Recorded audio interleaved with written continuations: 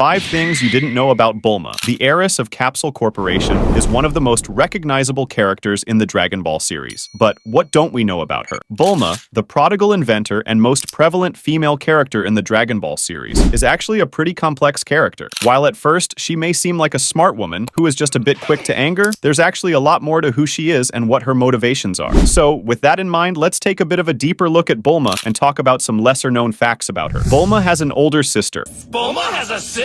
Right off the bat, let's talk about the fact that Bulma has another member of her family that DBZ fans typically, on average, barely know anything about. In her family, Bulma has her parents, Dr. Brief and Bikini, as well as her own daughter Bulla. But how many fans remember that Bulma also has an older sister? That's right, Bulma isn't an only child. And of course, her sister also follows the same naming convention as the rest of her family, which is why her name is Tights. Not all too much is known about Tights, other than the fact that she was smart enough to graduate university at 16, went on a whole series of misadventures with Jocko in the Hako the Galactic Patrolman one-shot, and then became a science fiction writer not long after. Bulma fixed Jocko's spaceship. At 5 years old, Jocko is a character that many DBZ fans only saw for the first time during the Golden Frieza arc of Dragon Ball Super. But dedicated fans of the IP, as well as its author, Akira Toriyama, would actually recognize this character as the same Jocko from the one-shot series Toriyama released 2 years before. Super started called Jocko the Galactic Patrolman. In this one-shot, there's a lot that goes on. But at one point, Jocko's ship is broken, and the Brief's family is visiting Omori Island, where Jocko is staying. While Jocko is conversing with her older sister Tights, the 5-year-old Bulma manages to not only repair Jocko's ship on her own, but then proceeds to fly it with gusto. Right after, Bulma's original wish was for strawberries and a boyfriend. Throughout all the Dragon Ball anime,